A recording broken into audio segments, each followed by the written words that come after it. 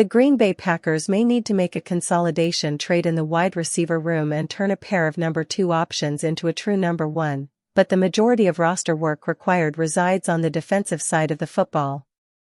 Green Bay's secondary is a legitimate concern, with Eric Stokes almost certainly on his way out and Jaire Alexander a serious cut/trade candidate given his $84 million contract and the fact that he's missed 10 games in each of the past 2 seasons.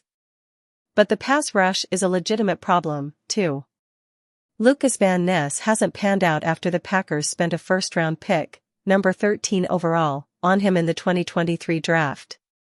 Rashawn Gary led the team with 7.5 sacks last season and no one else on the roster mustered more than 5 total.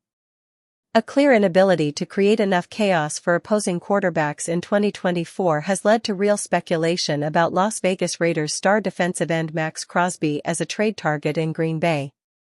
On Thursday, February 13, Betas Sportsbook and Casino published odds indicating the Packers have a jaw-dropping 40% chance of acquiring Crosby this offseason. That's a very interesting line at BetUS_official, Andy Herman of Packaday podcast wrote. Would indicate a 40% implied probability, Herman's skepticism about just how good Green Bay's odds are in the sportsbook's estimation is plenty valid, but there are signs that point to a potential trade making sense. The Raiders are in rebuild mode and have made changes at every level of management within the last several months. They are also likely to look for a new quarterback in the draft, but may not be able to land their preferred option with the number 6 overall pick.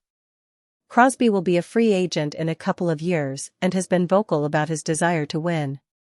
The Packers have been in the playoffs in each of the past 2 seasons and may be just a couple of moves away from true Super Bowl contention. What's more, Rich Bisaccia, Crosby's old head coach, who led the Raiders to their only playoff berth in the last 8 years, 2021, runs the special teams in Green Bay.